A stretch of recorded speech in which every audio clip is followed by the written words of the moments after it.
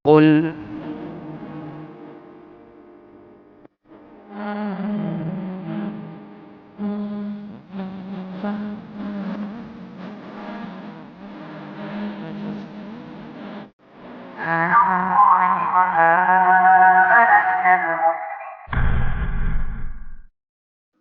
Bismillahirrahmanirrahim. Assalamualaikum warahmatullahi wabarakatuh.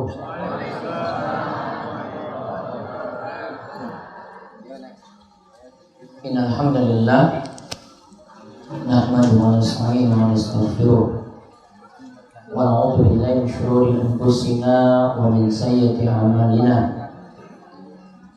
May yahdihillahu fala mudilla lahu wa may yudlil fala hadiya lahu. Wa asyhadu an la ilaha illallah wahdahu la syarika lahu wa asyhadu anna Muhammadan abduhu wa rasuluh. Allahumma shalli ala nabiyyina Muhammad wa ala alihi wa man tabi'ahum bi ihsan ila yaumiddin. Allahumma inna nas'aluka ilman nafi'a wa rizqan thayyiba wa amalan mutaqabbala. Allahumma kfina bihalalika an haramik wa aghnina bifadlika amman siwak. Allahumma la sahla illa ma ja'altahu sahla wa anta taj'alul hazna idza syi'ta sahla. Alhamdulillah, para jamaah, bapak-bapak kalian, ibu-ibu yang mungkin senantiasa dirahmati dan diberkahi oleh Allah Subhanahu wa taala. Kita bersyukur atas nikmat yang telah dikaruniakan oleh Allah Subhanahu wa taala.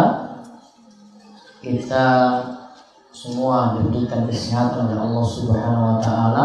Mugi-mugi senantiasa nikmat sehat ini terjaga dan dijauhkan saking penyakit-penyakit yang memberatkan. Mugi-mugi pula umur kita senantiasa dipanjangkan, di mana waktu dan umur tersebut dapat kita manfaatkan untuk ketaatan dan beribadah kepada Allah Subhanahu wa taala. Karena sabda Nabi SAW, tuba liman tala umruhu wa hasuna amaluh. Sungguh beruntung orang yang panjang umur namun juga baik amalan. Orang yang panjang umur namun juga baiknya amalannya. Mungkin kita termasuk di antara orang-orang yang diberikan umur panjang oleh Allah Subhanahu wa taala, dan mudah-mudahan umur kita membuat kita terus beribadah sampai nantinya kita dimatikan oleh Allah Subhanahu wa taala dalam keadaan yang terbaik, dalam keadaan husnul khotimah. Allahumma amin. Kesempatan malam hari ini kita berada pada malam ke-9 saking bulan besar, saking bulan Dzulhijjah, di mana diingatkan untuk esok hari semua jemaah dianjurkan untuk melakukan puasa sunnah. Puasa sunnah hari Arafah, karena puasa ini memiliki keutamaan menghapuskan dosa selama 2 tahun. Dosa tahun lalu dan dosa tahun yang akan datang. Totalnya menghapuskan dosa 2 tahun. Dan para ulama itu memberikan pengertian apa yang dimaksudkan dengan dihapuskan dosa di sini. Mereka katakan yang dimaksud dengan menghapuskan dosa itu adalah dosa-dosa kecil, sebagaimana pendapat dari jumhur atau kebanyakan para ulama. Dan ada amalan lainnya lagi Bapak Ibu sekalian, di hari Arafah mulai dari waktu subuh hari Arafah kita mulai bertakbir sampai nantinya sampai di hari yang terakhir dari hari tasyrik. Nanti ada penjelasannya. Pada kesempatan malam hari ini kita akan kaji apa yang dimaksudkan dengan takbir-takbir yang ada. Lalu Ada juga doa pada hari Arafah, doa yang mustajab. Nanti kita juga akan melihat pembahasannya. Dan sebelumnya mohon maaf, ini karena keadaan pesantren, ini baunya, ini bau apa ini? Mohon dimaklumi. Ya, suasana kurban yang memang seperti itu, sulit untuk dihilangkan kecuali sudah berakhir kurban. Mungkin juga Bapak Ibu-ibu ya menikmati ibadah kurban tanggal 10 nanti dan semua mendapatkan keberkahan dari kurban-kurban yang dikurbankan ikhlas lillahi ta'ala, ikhlas karena Allah subhanahu wa ta'ala. Baik, kita akan lihat sekarang bahasan kita. Saya tidak membahas Riyadhus Shalihin, tidak membahas tafsir surat Yasin, namun kita akan lanjutkan tentang 5 hari istimewa, yaitu hari Arafah tanggal 9, hari Idul Adha tanggal 10, dan hari Tasyrik tanggal 11, 12, 13. Makanya disebut 5 hari istimewa. Monggo dibaca saking hari Arafah. Hari Arafah, Idul Adha, serta hari Tasyrik adalah hari istimewa bagi kaum muslimin selama 5 hari. Jadi 3 waktu ini totalnya 5 hari. Hari Arafah, Idul Adha, dan hari Tasyrik itu istimewa bagi kita sekalian.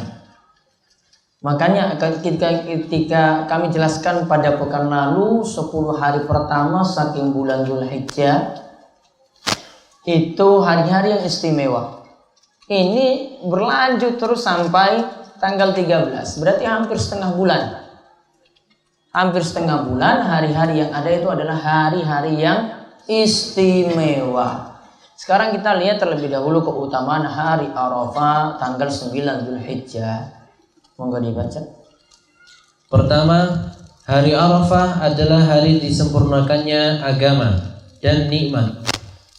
Dalam Sahihain Bukhari dan Muslim, Umar bin Al-Khattab radhiyallahu anhu berkata bahwa ada seorang Yahudi berkata kepadanya, "Ada ayat dalam kitab kalian yang kalian membacanya, dan seandainya ayat tersebut turun di tengah-tengah orang Yahudi, tentu kami akan menjadikannya sebagai hari perayaan, hari Id." "Ayat apakah itu?" tanya Umar. Ia berkata, "Ayat yang artinya, pada hari ini telah kusempurnakan untuk kamu agamamu, dan telah kucukupkan kepadamu nikmatku, dan telah kuridhoi Islam itu jadi agama bagimu." Umar berkata, "Kami telah mengetahui hal itu, yaitu hari dan tempat di mana ayat tersebut diturunkan pada Nabi sallallahu alaihi wasallam. Beliau berdiri di Arafah pada hari Jumat." Hadis riwayat Bukhari dan Muslim. Baik, kita lihat ini tentang hari Arafah. Ketika ayat al-yauma akmaltu lakum dinakum wa atmamtu alaikum ni'mati wa raditu lakumul Islam madina itu turun, itu diturunkan pada hari Arafah. Dan di sini diberikan keterangan oleh para ulama, di dalamnya disebutkan bahwa ayat tersebut turun pada hari Id, yaitu hari Jumat, dan bertepatan dengan hari Arafah. Kalau yang besok kita jalani, Idul Adha-nya yang bertepatan dengan hari Jumat. Namun ketika ayat ini turun, al-yauma akmaltu tadi, ini menceritakan tentang ayat tersebut turun pada hari Arafah dan bertepatan dengan hari Jumat. Berarti Idul Adha-nya hari Sabtu. Nah, ini menunjukkan bahwasanya hari Arafah dipilih sebagai waktu diturunkannya ayat tersebut, menunjukkan bahwasanya apa yang disebutkan tadi dalam ayat tadi ini menunjukkan suatu yang urgen, suatu yang penting, sesuatu yang sangat-sangat manfaat yang perlu kaum muslimin itu pahami, yaitu bahwasanya kalau isi kandungan dari ayat tadi, Islam itu telah sempurna dan Allah telah mencukupkan nikmat bagi umat Islam. Dan Allah telah ridho Islam itu sebagai agama kita. Allah tidak ridho agama yang lainnya. Allah cuma meridhoi agama Islam saja. Yang pertama tadi disebutkan Islam itu telah sempurna. Yang dimaksud sempurna, Bapak Ibu, sempurna itu tidak perlu ditambah, tidak perlu dikurangi. Karena kalau sesuatu sudah penuh seperti gelas ini penuh, jadinya apa? Ya, jadinya apa? Sudah nggak sempurna lagi karena sudah berlebihan.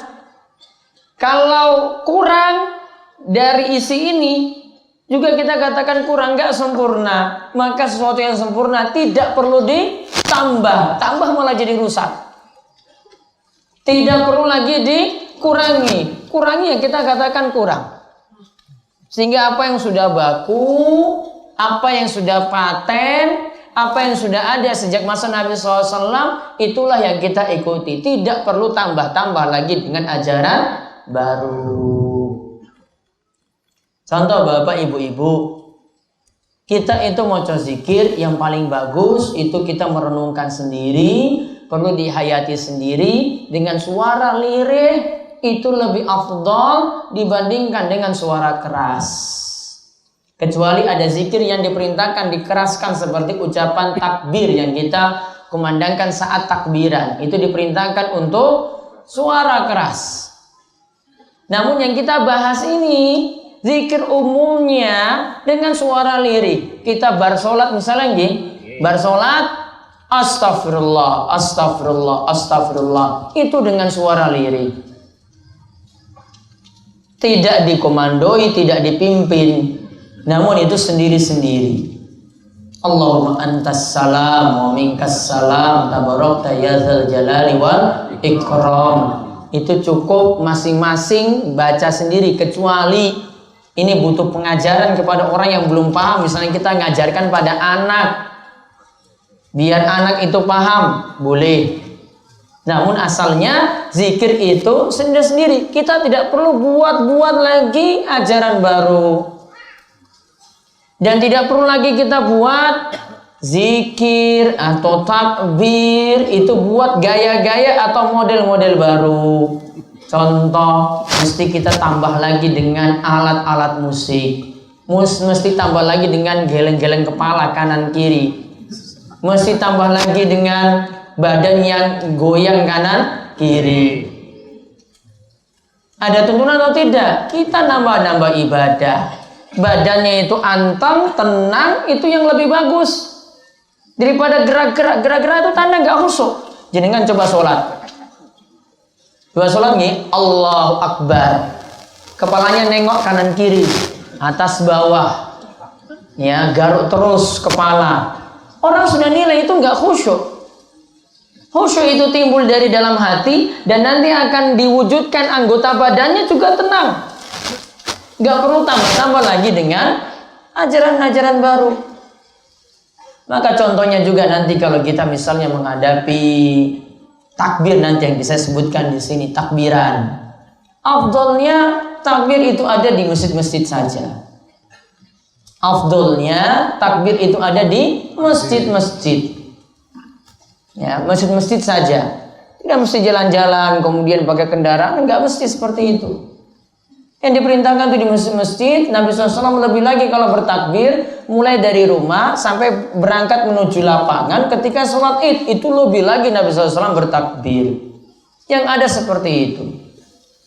Coba lihat akibat kita itu membolehkan takbir itu akhirnya ada di mana-mana seperti tadi.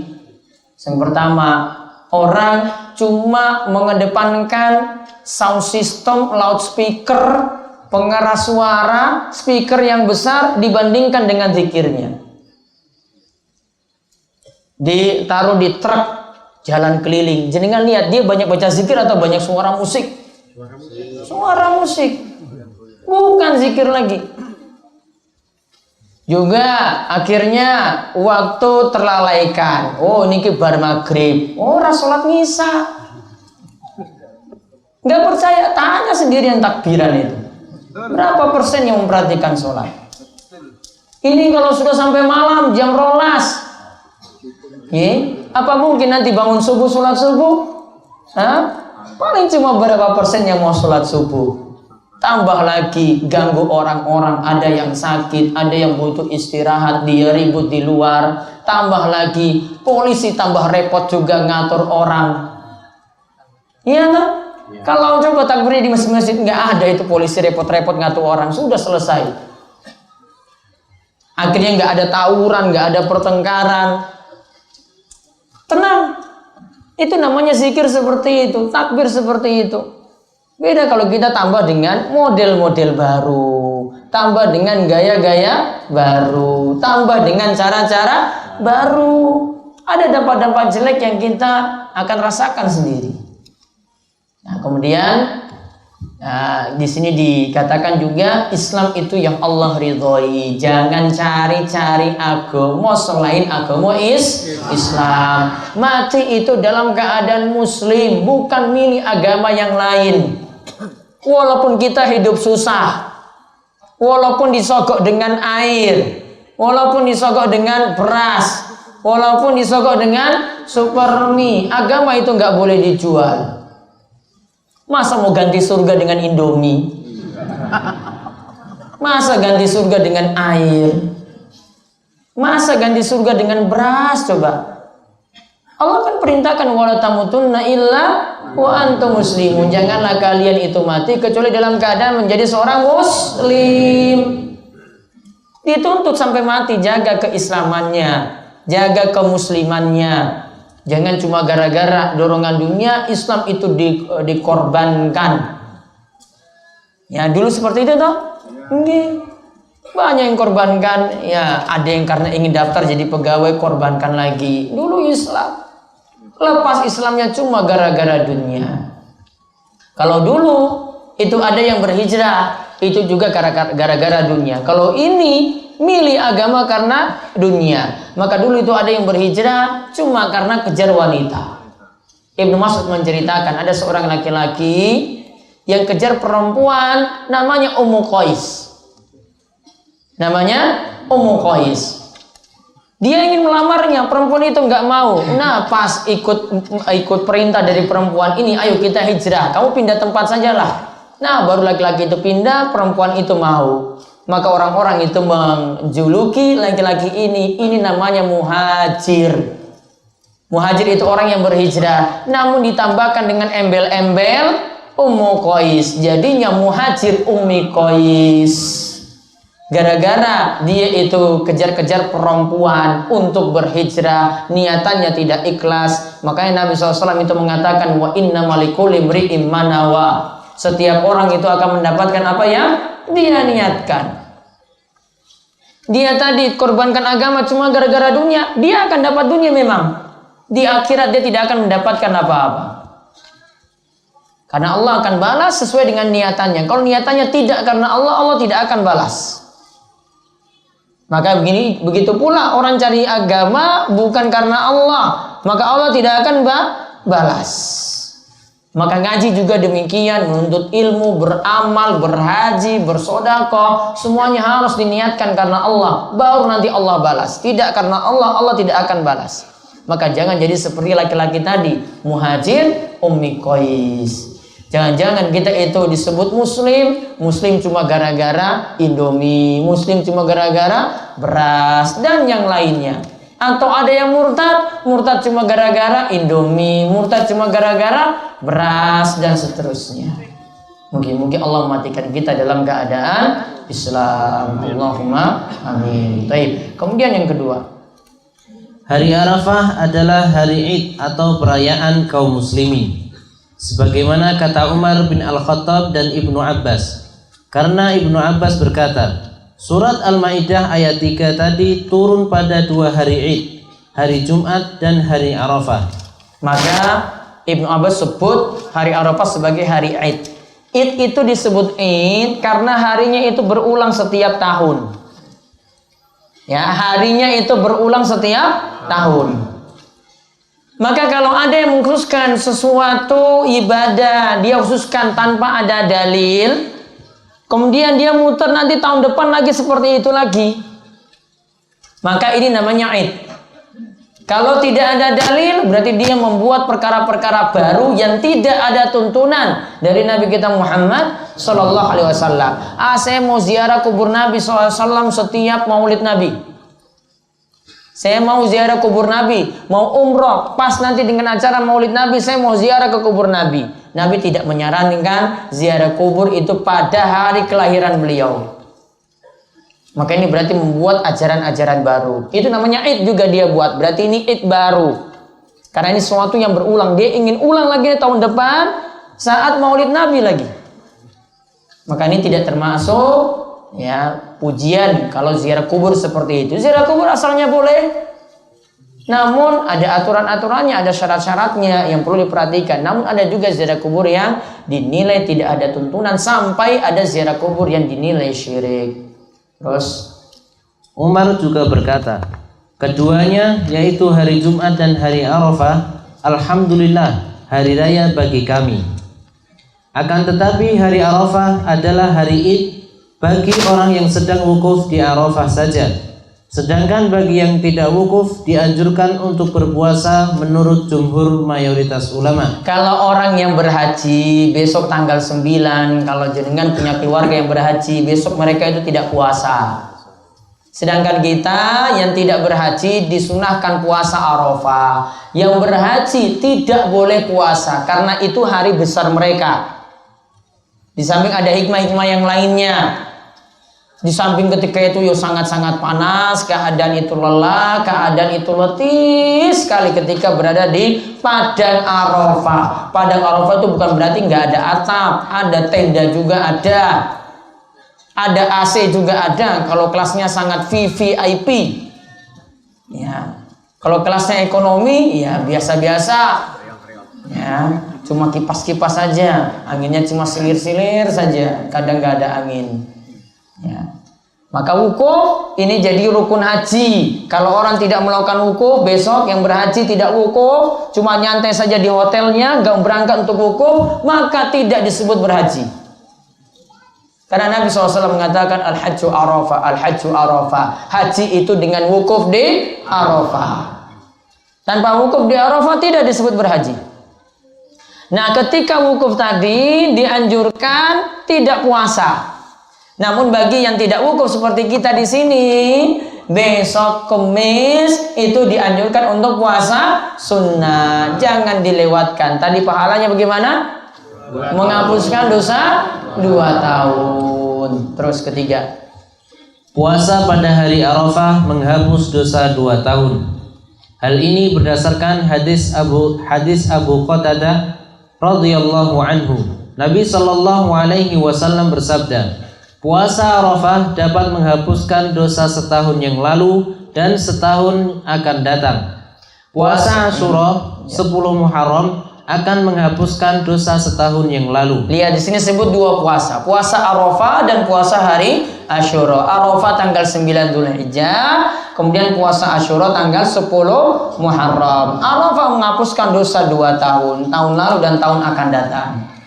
Puasa hari Asyura tanggal 10 Muharram menghapuskan dosa 1 tahun, tahun yang lalu. Artinya punya keutamaan, jangan dilewatkan. Tadi dosa apa yang diampuni? Menurut kebanyakan para ulama, yang diampuni adalah dosa-dosa kecil. Karena ada yang bertanya, Ustadz ini 2 tahun dosanya diampuni. Wah, berarti selingkuh saja kalau begitu awal tahun.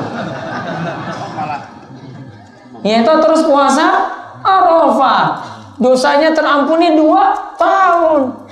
Saya awal tahun aja kalau gitu selingkuh, judi, mabuk, ora sholat. Yang penting puasa Arafah. Enak banget ya bapak ya. Mabuk terserah, minum terserah, judi terserah, selingkuh juga terserah. Nanti tutup dengan apa? Puasa Arafah. Puasa Arafah itu pas akhir tahun loh, karena Dzulhijjah itu akhir tahun. Bukan seperti itu pengertiannya. Jumhur ulama, kebanyakan ulama mengatakan yang dimaksud sini adalah dosa-dosa kecil. Dosa-dosa kecil saja yang diampuni. Walaupun sebagian ulama mengatakan dosa besar. Namun mereka cuma mengatakan ada kemungkinan dosa besar juga diampuni. Namun bagaimana orang mau bertobat? Ya, orang mau melakukan puasa Arafah sedangkan dia terus-menerus dalam melakukan maksiat.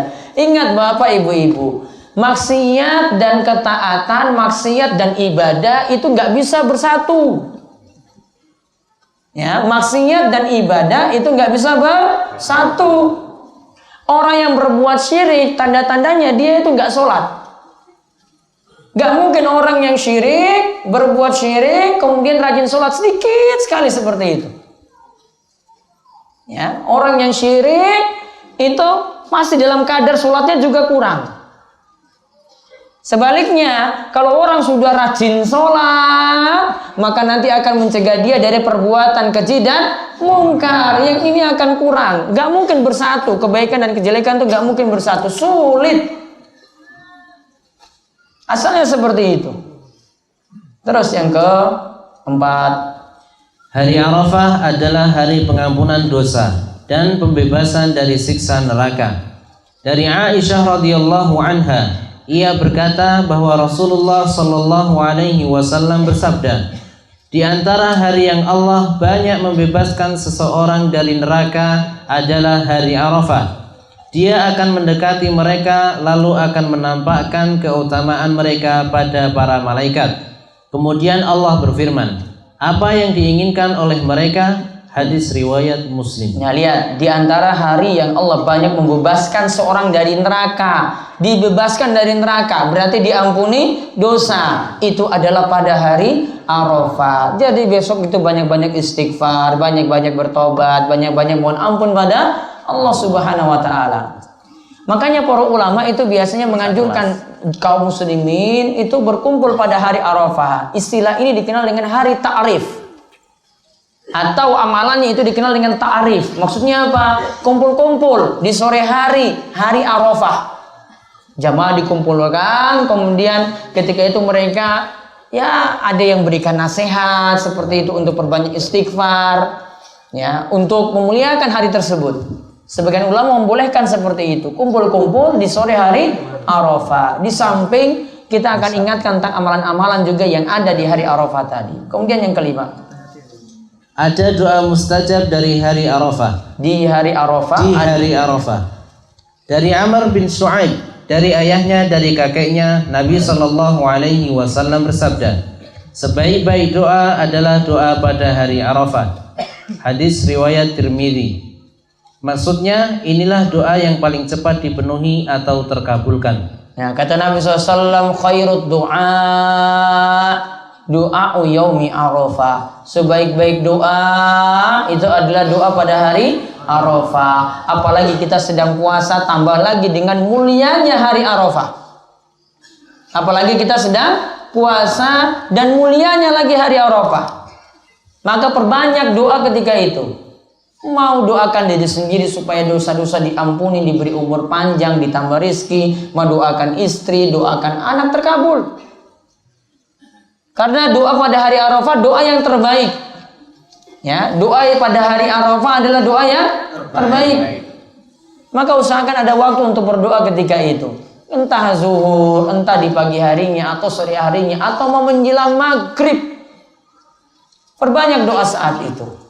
Mungkin doanya diperkenankan oleh Allah Subhanahu wa taala. Ya, jadi ingat, besok selain puasa perbanyak juga doa. Baik, yang keenam.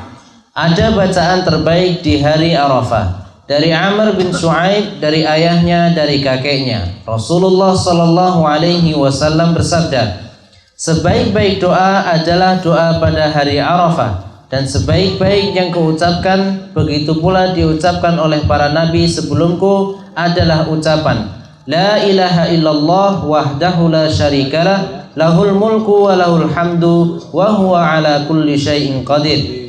Tidak ada sesembahan yang berhak disembah kecuali Allah semata. Tidak ada sekutu baginya. Miliknya segala kerajaan, segala pujian, dan Allah yang menguasai segala sesuatu. Jadi ada bacaan yang dianjurkan. Ini hadis riwayat Tirmizi, Ahmad, dan hadisnya sahih. Ketika di hari Arafah besok selain doa, itu juga perbanyak bacaan la ilaha illallah wahdahu la syarikalah lahul mulku wa lahul hamdu wa huwa ala kulli syai'in qadir. Ini bacaan yang dicintai oleh Nabi. Ini bacaan juga dicintai oleh para nabi sebelum Nabi kita Muhammad sallallahu alaihi wasallam. Ya, itu keutamaan hari Arafah. Kemudian sekarang keutamaan hari Id dan hari Jumat. Nah, di sini dibahas nanti, Bapak Ibu, gimana kalau hari Id seperti Idul Adha bertemu dengan hari Jumat. Kita lihat sini ada dua hadis yang disebutkan. Monggo. Diriwayatkan dari Iyas bin Abi Ramlah Asy-Syami, ia berkata, aku pernah menemani Muawiyah bin Abi Sufyan dan ia bertanya pada Zaid bin Arqam, apakah engkau pernah menyaksikan Rasulullah Shallallahu Alaihi Wasallam bertemu dengan dua Id atau hari Idul Fitri atau Idul Adha bertemu dengan hari Jumat dalam satu hari? Iya, jawab Zaid. Kemudian Muawiyah bertanya lagi, apa yang beliau lakukan ketika itu? Beliau melaksanakan sholat Id dan memberi keringanan untuk meninggalkan sholat Jumat. Jawab Zaid lagi, Nabi Shallallahu Alaihi Wasallam bersabda, siapa yang mau sholat Jumat maka silahkan. Hadis riwayat Abu Daud. Kata Nabi SAW, man sya'a ayyusalliya falyusalli. Siapa yang mau sholat Jumat, silakan sholat Jumat. Berarti kalau yang nggak mau, ya silakan juga, tidak apa-apa. Tadi Nabi SAW sudah sholat Id di pagi harinya, ya kan? Kemudian di siang harinya ini sholat Jumatnya gimana? Maka Nabi SAW berikan pilihan. Terus dari seorang tabi'in. Dari seorang tabi'in bernama Atha bin Abi Rabbah, ia berkata, Ibnu Az-Zubair ketika hari Id yang jatuh pada hari Jumat pernah sholat Id bersama kami di pagi hari. Kemudian ketika tiba waktu sholat Jumat, Ibnu Az-Zubair tidak keluar. Beliau hanya sholat sendirian. Tatkala itu Ibnu Abbas berada di Taif. Ketika Ibnu Abbas tiba, kami pun menceritakan kelakuan Ibnu Az-Zubair pada Ibnu Abbas. Ibnu Abbas pun mengatakan, ia adalah orang yang menjalankan ajaran Nabi Sallallahu Alaihi Wasallam. Ashabas sunnah. Hadis riwayat Abu Daud. Hadisnya sahih. Jika sahabat mengatakan ashabas sunnah atau menjalankan sunnah, itu berarti statusnya marfu', yaitu menjadi perkataan Nabi Sallallahu Alaihi Wasallam. Lihat Ibnu Zubair ketika hari Id yang jatuh pada hari Jumat pernah sholat Id di pagi harinya. Lantas di siang hari dia tidak keluar Jumatan. Ibnu Zubair tidak keluar Jumatan, dia cuma lakukan sholat sendirian. Jadi sholat apa ini? Zuhur. Dia cuma lakukan sholat sendirian, yaitu sholat zuhur. Lantas ketika itu kelakuan dari Ibnu Zubair dilaporkan pada Ibnu Abbas. Maka ketika itu Ibnu Abbas jawab, ashabas sunnah. Ibnu Zubair itu benar, dia itu menjalankan ajaran Nabi. Ingat, kalau seperti Ibnu Abbas katakan pada seorang amalan sesuai dengan ajaran Nabi, berarti memang ini adalah pernah dilakukan oleh Nabi kita Muhammad Sallallahu Alaihi Wasallam. Maka kesimpulannya bagi orang yang telah menghadiri sholat Id boleh tidak menghadiri sholat Jumat. Namun ada catatan satu, kalau tidak sholat Jumat maka diganti dengan sholat zuhur. Sepakat ulama, kecuali yang nyeleneh dalam hal ini. Karena ada sebagian ulama yang berpendapat sholat Jumatnya gugur, sholat zuhurnya juga jadi gugur. Saya katakan ini pendapat yang sats, bahasanya itu artinya nyeleneh. Ya, dan ini yang berpendapat ulama-ulama besar juga. Nah, namun pendapat ini dibantah oleh Imam As-Sun'ani dalam kitabnya Subulus Salam. Beliau bantah, tidak benar seperti ini. Logikanya gampang. Sholat itu dalam sehari 5 waktu. Tidak pernah itu sholat itu berkurang jadi 4 atau jadi 3, tidak pernah. Cuma 5 waktu saja. 5 waktu, tidak bisa jadi 4. Tetap 5 waktu. Sehingga sholat zuhurnya tidak gugur. Namun sholat Jumatnya tadi boleh memilih mau sholat Jumat atau tidak. Kalau tidak sholat Jumat maka diganti sholat zuhur. Gitu bapak-bapak. Orang ngeyelan loh di sini. Ya, nanti sholat Jumat sudah enggak, zuhur juga tambah lupa lagi. Ya, padahal di sini sudah diingatkan Jumat Kalau tidak mau Jumatan, tetap ganti dengan sholat zuhur. Yang kedua, untuk para imam masjid dan masjid-masjid yang ada, mohon dengan sangat sekali tidak meliburkan sholat Jumat. Ya, pengumuman tidak boleh meliburkan sholat Jumat. Jadi tidak ada nanti di masjid yang ada di Gunung Kidul ditulis di depan pintu, mohon maaf sudah sibuk kurban, saya Jumatan libur. Nggak boleh. Jumatan tetap ada. Dan nggak boleh azannya itu untuk sholat zuhurnya. Azannya itu cuma untuk sholat Jumatnya. Nggak boleh, wah kumandang azan saja wes ganti sholat zuhur wae, ora usah no imam, ora usah no khotib, langsung zuhur 4 rakaat. Nggak boleh. Tetap harus sholat Jumat. Dan memilih sholat Jumat dan sholat Id dua-duanya sekaligus lebih besar pahalanya. Ini loh, lebih besar pahalanya. Ini tadi cuma kelakuan dari Ibnu Zubair, tidak salah. Namun Rasulullah SAW pernah bertemu sholat Id jatuh pada hari Jumat. Ketika sholat membaca, setelah Al-Fatihah membaca Sabbihisma rabbikal a'la.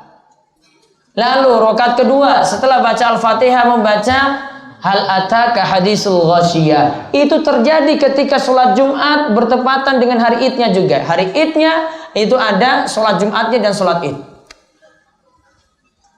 Maka menunjukkan tetap berlaku sholat Jumat di masjid-masjid karena Rasulullah SAW tetap melakukannya. Itu tadi cuma pilihan. Paham gih? Takmir? Paham? Orang no libur loh siso.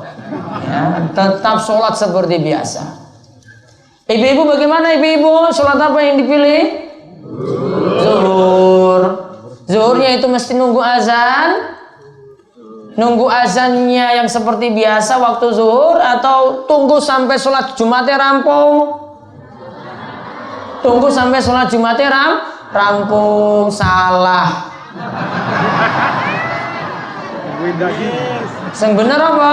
Sudah masuk waktu zuhur, jenengan sudah bisa sholat zuhur. Tidak mesti nunggu sholat Jumatnya rampung. Lagi ngerti bisa diperbaiki. Jadi jenengan tuh nggak ada kaitannya ibu-ibu, nggak ada kaitannya dengan khutbah di masjid, nggak ada kaitannya. Ini sudah masuk 12 kurang 1/4, sudah azan zuhur. Aslinya gitu. Namun kan biasanya kalau Jumatan nunggu jam 12. Namun 12 kurang 1/4 wes masuk zuhur, jenengan sudah bisa sholat zuhur. Gitu ibu-ibu. Nggak ada kaitannya dengan masjid. Sama juga ibu-ibu mau lakukan sholat sunnah qobliyah, lakukan di rumah, tidak ada kaitannya dengan masjid. Di masjid wes iqomah, jenengan ibu-ibu cuma sholat di rumah saja, boleh sholat qobliyah lagi. Tidak masalah, karena tidak ada kaitannya dengan masjid. Karena ibu-ibu sholatnya di rumah, tidak mesti menunggu iqomah di masjid, tidak. Iki wes iqomah kurung sholat qobliyah subuh, boleh. Tidak ada kaitannya dengan masjid. Paham gak ibu-ibu gak? Berarti kalau sudah masuk waktu zuhur, boleh sholat zuhur di hari Jumat. Terus yang berikutnya. Sekarang keutamaan hari tasyrik. Keutamaan hari tasyrik 11, 12, 13 Dzulhijjah. Dari Nubaisyah Al-Hudhali, ia berkata bahwa Rasulullah Shallallahu Alaihi Wasallam bersabda, hari-hari tasyrik adalah hari makan dan minum. Hadis riwayat Muslim. Hari-hari tasyrik itu hari makan-makan dan hari minum. Kenapa? Dagingnya belum habis. Iya kan? Dagingnya belum habis, masih ada yang tersisa. Ada juga yang masih dalam kulkas. Kalau dulu itu dikeringkan.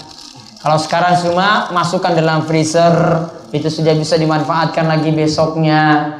Coba lihat apa yang dikatakan oleh Imam Nawawi.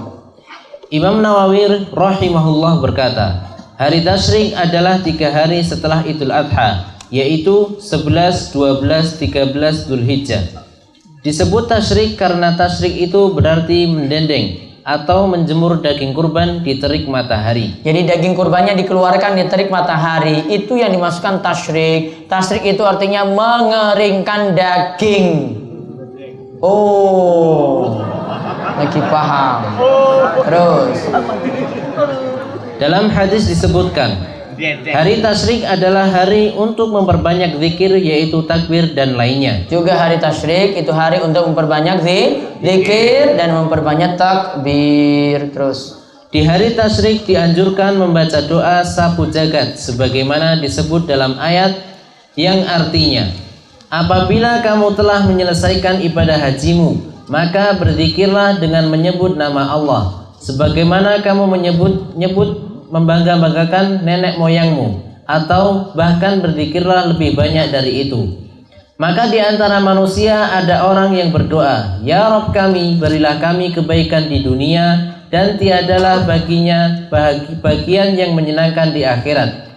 Dan di antara mereka ada orang yang berdoa, Rabbana atina fid dunya hasanah wa fil akhirati hasanah wa qina adzabannar. Ya Rabb kami, berilah kami kebaikan di dunia dan kebaikan di akhirat, dan peliharalah kami dari siksa neraka. ada yang cuma minta pada Allah, Rabbana atina fid dunya, ya Allah berikanlah saya kebaikan dunia saja, tidak minta akhirat. Cuma berhenti sampai di dunia, berarti pikirannya cuma duit, duit, dan duit.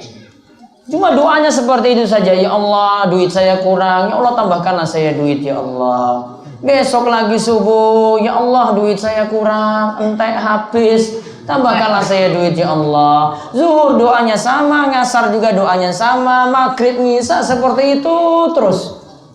Maka kata Allah Subhanahu wa taala, "Umalau fil akhirati min khalaq." Di akhirat berarti dia tidak dapat bagian apa-apa. Oh, enggak minta akhirat. Namun yang benar apa? Orang beriman itu doanya, Rabbana atina fid dunya hasanah wa fil akhirati hasanah wa qina adzabannar. Ya Allah berikanlah kami kebaikan di dunia dan juga kebaikan di akhirat, dan selamatkanlah kami dari siksa neraka. Bapak Ibu perhatikan doa ini, lihat di awal tadi disebutkan fa idza qadaitum manasikakum. Jika kalian itu telah menyelesaikan manasik kalian. Ini membicarakan tentang ibadah haji. Namun para ulama itu katakan, doa yang disebutkan dalam Al-Baqarah 201 ini menandakan bahwasannya kalau kita telah menyelesaikan ibadah kita dan bertemu dengan hari-hari tasyrik, itu dianjurkan sebagaimana kata Ikrimah dan dikatakan Atta bin Abi Rabbah, disebutkan di hari-hari tasyrik perbanyaklah doa Rabbana atina fid dunya hasanah wa fil akhirati hasanah wa qina adzabannar. Perbanyak di hari-hari tasyrik. Terus dari ayat ini kebanyakan ulama salaf menganjurkan membaca doa sabu jagat di hari-hari tasyrik, sebagaimana hal ini dikatakan oleh Ikrimah dan Atta. Oleh Ikrimah seorang tabi'in dan Atta bin Abi Rabbah. Terus takbir mutlak dan muqayyad di awal Dzulhijjah dan hari tasyrik. Nah, sekarang pembahasan terakhir tentang masalah takbir, yaitu takbiran. Ada dua macam di sini, dibaca. Ada dua macam takbir yang dianjurkan di awal Dzulhijjah, yaitu takbir mutlak dan takbir muqayyad. Ada takbir mutlak dan ada takbir muqayyad. Terus takbir pertama yang dianjurkan adalah takbir mutlak, yaitu takbir yang tidak dikaitkan dengan waktu dan tempat. Takbir yang tidak dikaitkan dengan waktu dan tempat. Mau masuk pasar bertakbir, mau jalan-jalan bertakbir, mau olahraga bertakbir, numpak motor bertakbir, dalam bis, dalam truk, dalam kendaraan bertakbir, masuk rumah, dalam rumah bertakbir, lagi masak selama nggak gosong, ya, bertakbir. Jangan ibu-ibu asihkan zikir itu akhirnya masakannya gosong, suami marah. Di sini namanya takbir mutlak. Kapan itu? Lanjut. Takbir jenis pertama dianjurkan di 10 hari pertama Dzulhijjah. Jadi dari tanggal 1 sampai tanggal 9 atau 10 itu terus perbanyak takbir di mana-mana. Makanya Ibnu Umar dan Abu Hurairah memperbanyak takbir ketika berada di pasar. Ketika Ibnu Umar dan Abu Hurairah memperbanyak takbir, para jamaah yang ada di pasar juga ikut-ikutan bertakbir. Takbir kedua. Adapun takbir yang kedua adalah takbir muqayyad. Artinya takbir yang dikaitkan dengan tempat dan waktu. Muqayyad itu artinya terkait. Ya, terkait. Artinya ada waktu dan tempat kita itu baca. Lanjut. Dalam matan Al-Ghayah wa Taqrib disebutkan berkaitan dengan Idul Adha, setiap selesai sholat 5 waktu, mulai dari waktu subuh hari Arafah hingga waktu asar di hari Tasyrik 13 Dzulhijjah, diperintahkan untuk bertakbir. Lihat, berarti mulai besok subuh. Besok subuh sudah 9 Arafah, 9 Dzulhijjah, hari Arafah. Dari ba'da subuh, setiap sholat 5 waktu sampai tanggal 13 hari Tasyrik yang terakhir, dianjurkan perbanyak takbir. Kalau mau bagusnya, baca dulu astagfirullah, astagfirullah, astagfirullah, Allahumma antas salam wa minkas salam, tabarakta ya zal jalali wal ikram. Lalu bertakbir terserah. Jumlahnya berapa kali? Bebas. Kalau jamaah itu belum paham, tolong nanti para imam itu ngajarkan, biar jamaah itu pada paham. Soalnya jamaah kita itu jarang ngaji, jamaah kita itu jarang zikir. Diajarkan, ya, karena sunnah seperti ini sudah ada sejak dulu. Kita baru tahu saat-saat ini. Padahal sejak dulu sudah ada. Ini yang saya sebutkan di sini disebutkan dalam matan Al-Ghayah wa Taqrib. Ini fikih Syafi'i. Ya, ini fikih Syafi'i tulen. Sudah ada sejak dulu, ada sunnah ini, ulama Syafi'i itu anjurkan. Dan matan Ghayah Taqrib ini penulisnya namanya Abu Syuja'. Umurnya itu 100 tahun. Umurnya berapa? 160 tahun. Ulama yang panjang umurnya. Ya, ini salah satu cerita dari kesaktian beliau. Saya bilang itu sakti karena nggak ada orang Gunung Kidul seperti ini. Ya, dia ketika umurnya 100 tahun itu wes sepuh. Ya, dan kalau 100 tahun kalau di tempat kita itu sudah nggak bisa jalan. Namun Abu Syuja' itu orang yang sangat kuat. Allah beri dia karunia sehingga badannya ini masih kuat ketika itu untuk berjalan dan pikirannya juga masih cerdas padahal usianya 100 tahun. Ketika itu niki simbah-simbah niki lho. Simbah-simbah itu lewat. Maka simbah Abu Syuja' tadi itu lompat dengan lompatan yang jauh. Wah, semuanya heran ini. Wah, ini simbah ini punya ilmu sakti apa sampai bisa seperti itu? Bisa lompat dengan lompatan yang jauh. Coba simbah-simbah yang ada di sekitar kita 100 tahun ada yang bisa lompat? Hah? Ada yang bisa? Nah, jalan saya dituntun kan? Iya. Ini lompat dengan lompatan yang jauh. Orang-orang tanya, apa khasiatnya? Apakah sering olahraga pagi? Dia jawab itu bukan itu. Namun ketika di waktu mudaku, kata Abu Syuja', saya itu jaga anggota badanku ini dari maksiat. Nggak minum, nggak mabuk, jaga sholat, nggak selingkuh, nggak main judi, nggak pasang nomor, nggak sambung ayam, nggak sia-siakan waktu, nggak ngerokok. Iya, Abu Syuja' nggak ngerokok. Ya, dia itu nggak ngerokok.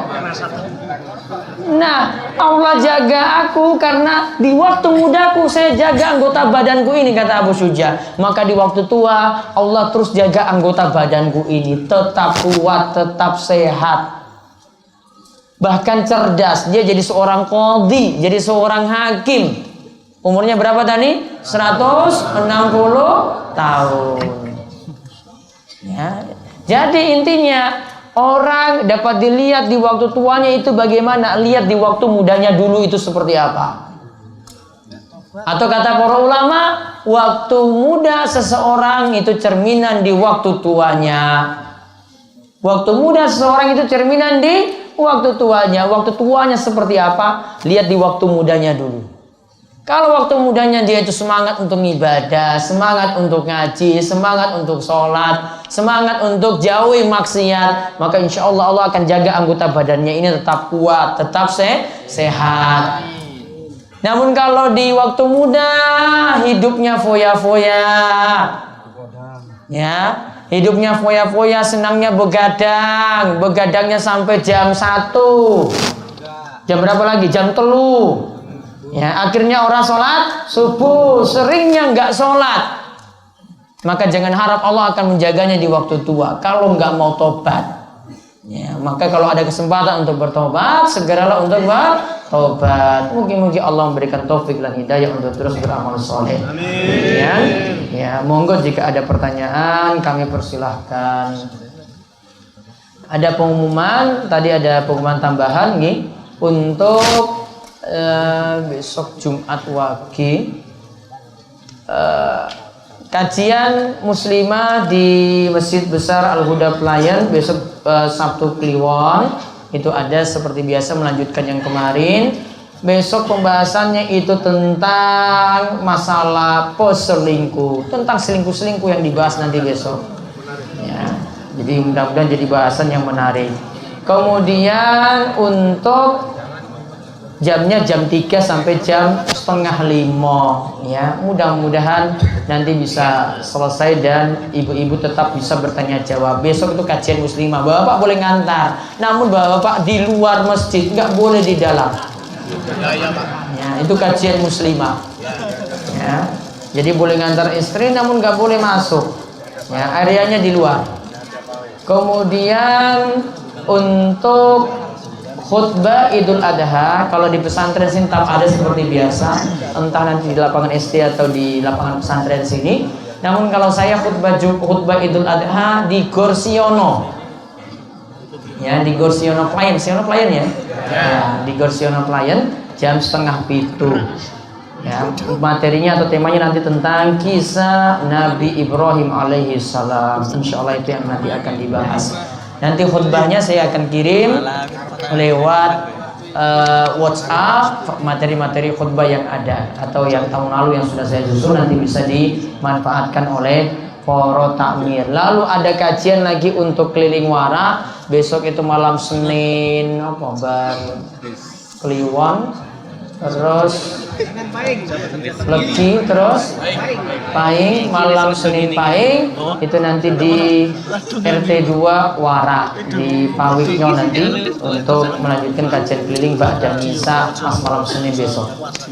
Baik, monggo jika ada yang bertanya, lewat mic ada. Assalamualaikum warahmatullahi wabarakatuh. Waalaikumsalam warahmatullahi wabarakatuh. Yang mau saya tanyakan sebenarnya materi malam Kamis kemarin, Pak. Iya.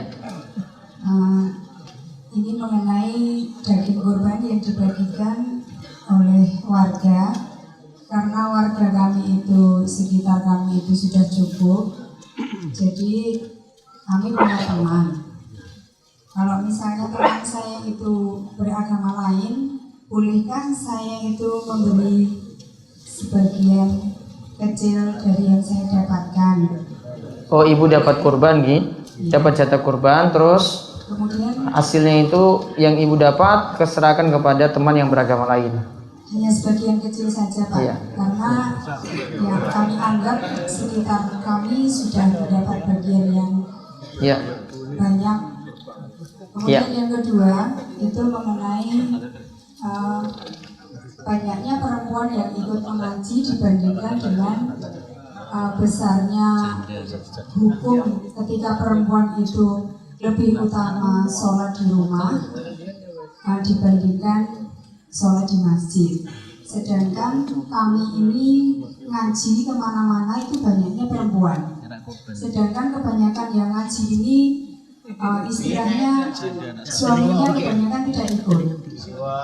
Lebih banyak yang ada di rumah. Kalau Bapak melihat di mana-mana, dimanapun ketika saya mengaji, di rumah, di luar rumah, bahkan di tempat lain pun ribuan itu banyaknya perempuan.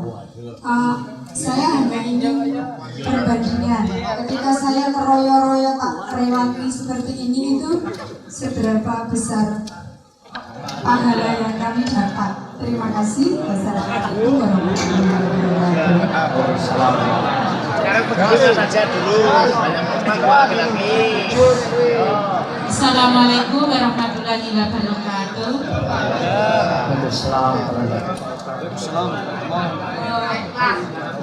Yang akan saya tanyakan Tenang dulu, Bapak.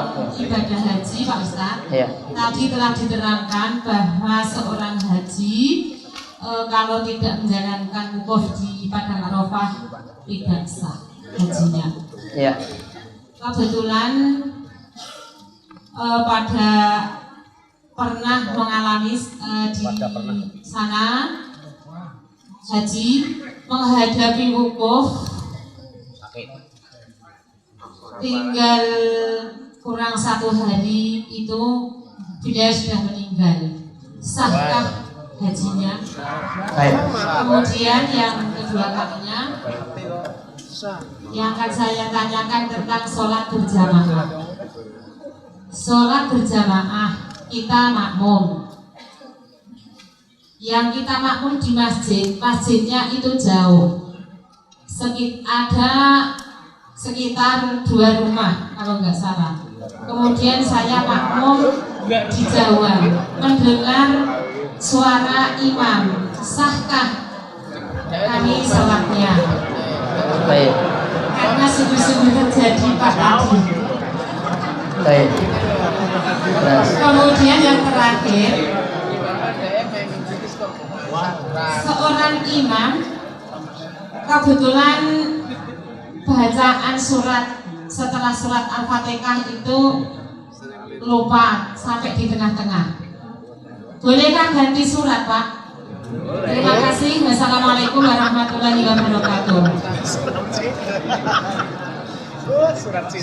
Terus ada lagi?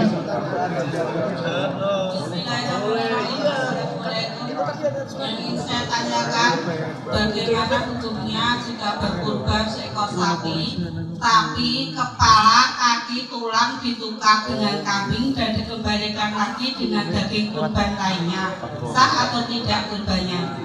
Yang kedua, jika orang sakit, pipisnya diselang, sholatnya sah atau tidak? Terima kasih. Pipisnya diselang.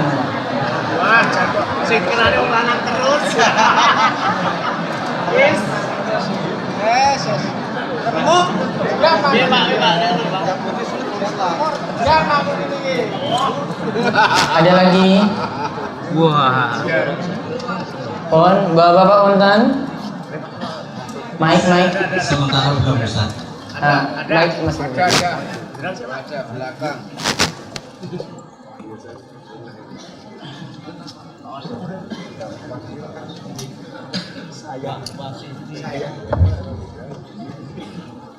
Ini pada musim haji itu banyak jamaah haji yang membatalkan haji orang tuanya karena sudah meninggal.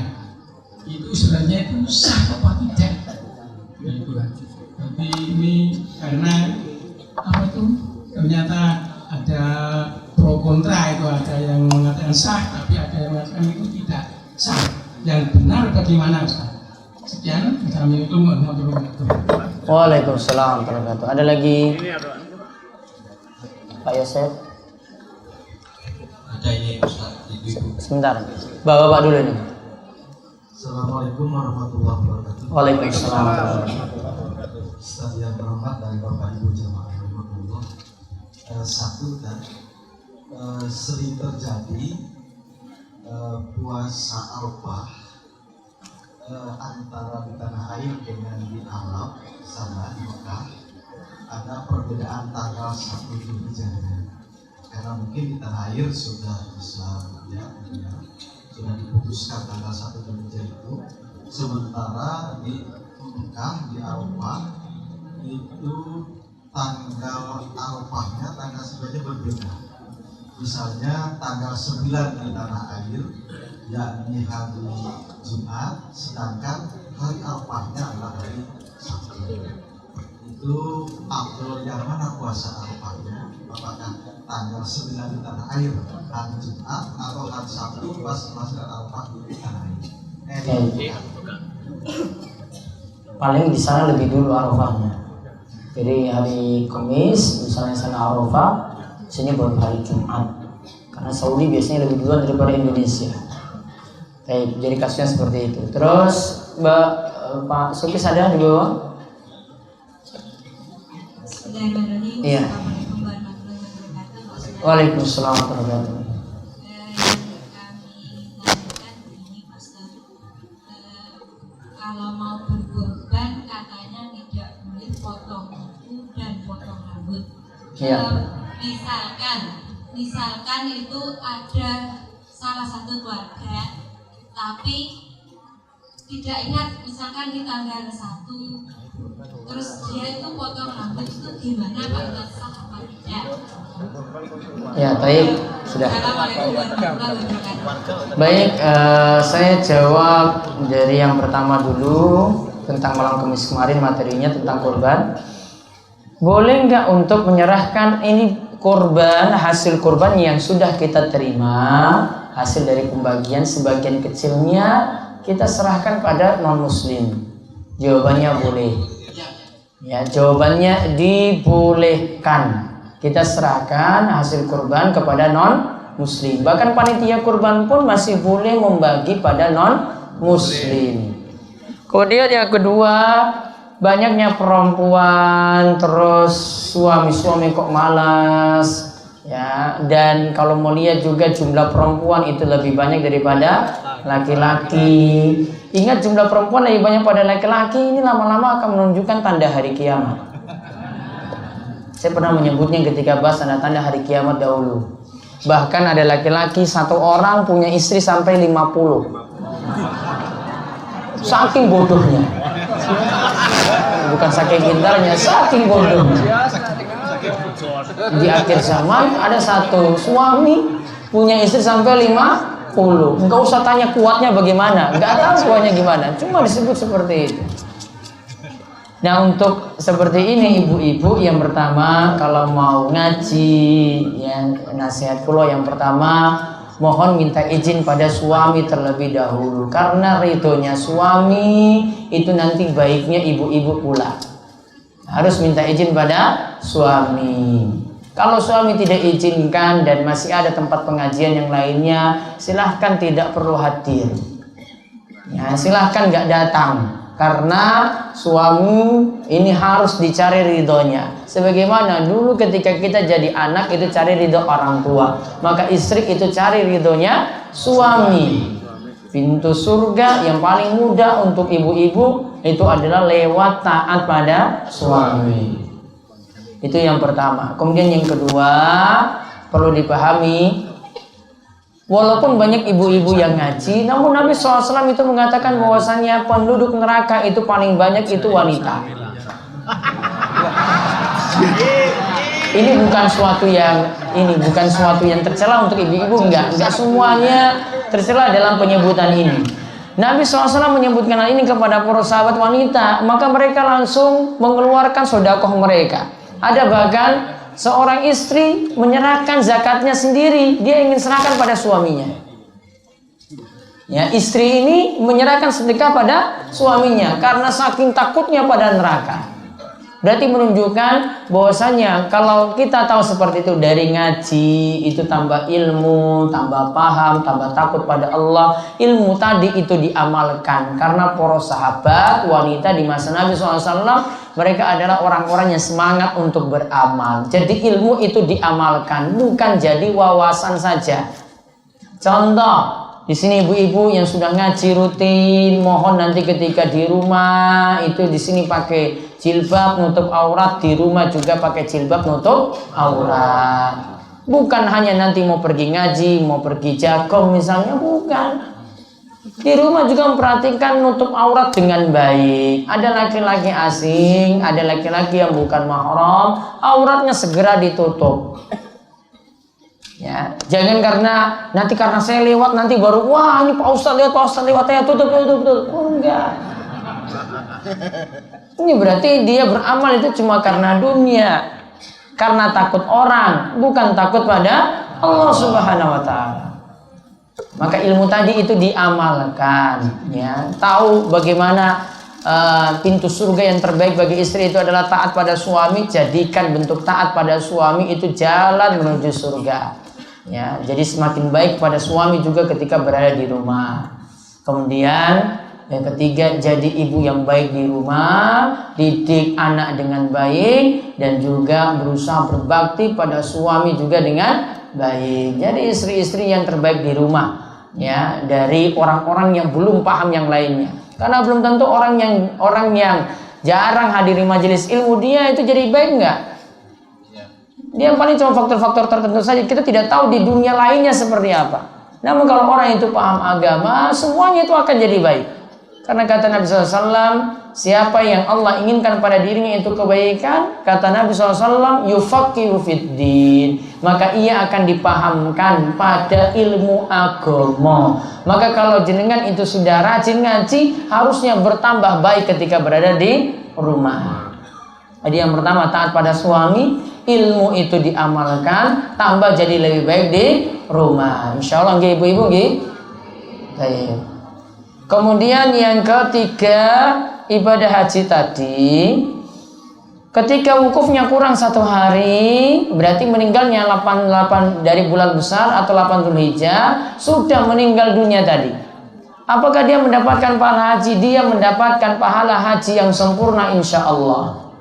Dia mendapatkan pahala haji yang sempurna. Aturannya atau kaidahnya, siapa yang tidak bisa melakukan sesuatu karena ada uzur, padahal dia sudah bisa melakukannya, maka dicatat baginya pahala yang sempurna.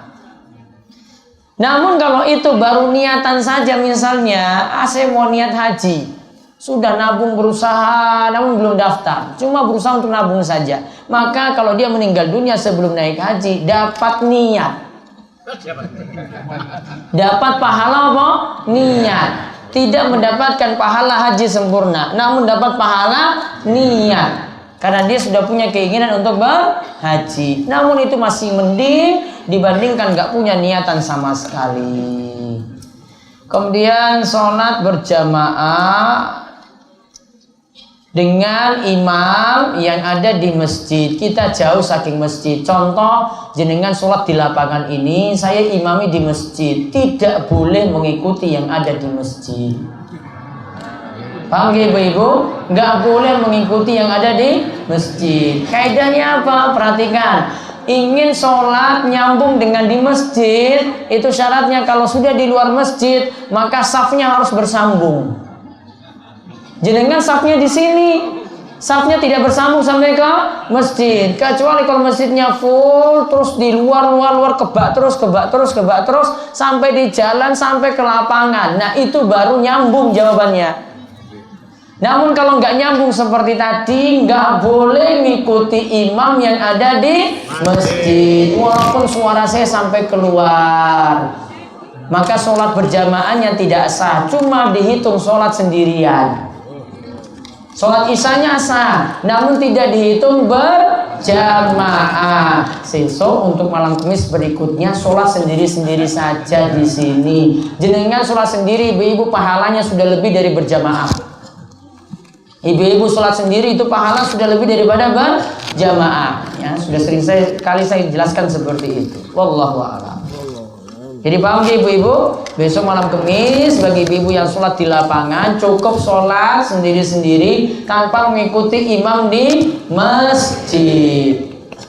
Setelah surat Al-Fatihah, bolehkah ganti surat lainnya? Misalnya dia baca surat Al-Baqarah terus lupa di tengah, sudahlah saya ganti surat An-Nas saja. Boleh ya, tidak masalah seperti itu.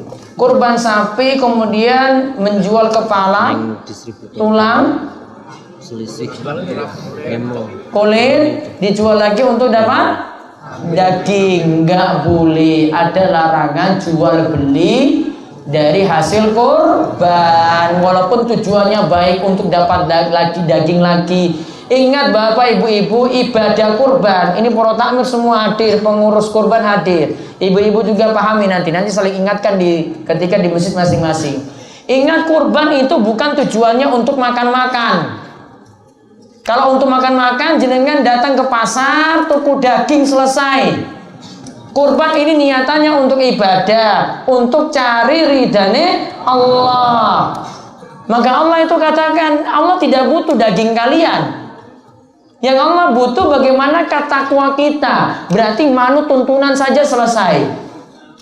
Sehingga tujuan-tujuan tadi kan pinginnya cuma untuk makan-makan daging. Kalau tujuannya makan daging, jenengan beli daging di pasar wes cukup. Gak usah pakai kurban.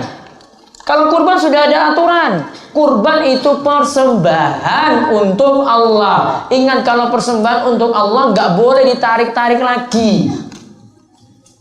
Ya, orang itu, ya, ini orang yang keliru ini ya, saya contohkan. Dia sudah berikan sedekahan kepada selain Allah, itu nggak mungkin dia tarik lagi. Kepala kerbau sudah dilepas, ada yang narik lagi. Mau jual kepalanya ada? Nggak ada. Ini sudah jadi persembahan, sehingga tidak boleh ada satu bagian kurban pun itu yang dijual. Demikian, ini jawaban dari ulama Syafi'iyah ketika membahas tentang jual beli bagian-bagian kurban, termasuk juga kulit. Jadi tidak boleh niatannya untuk dapat daging yang baru lagi. Itu bukan berkurban. Berkurban itu untuk persembahan.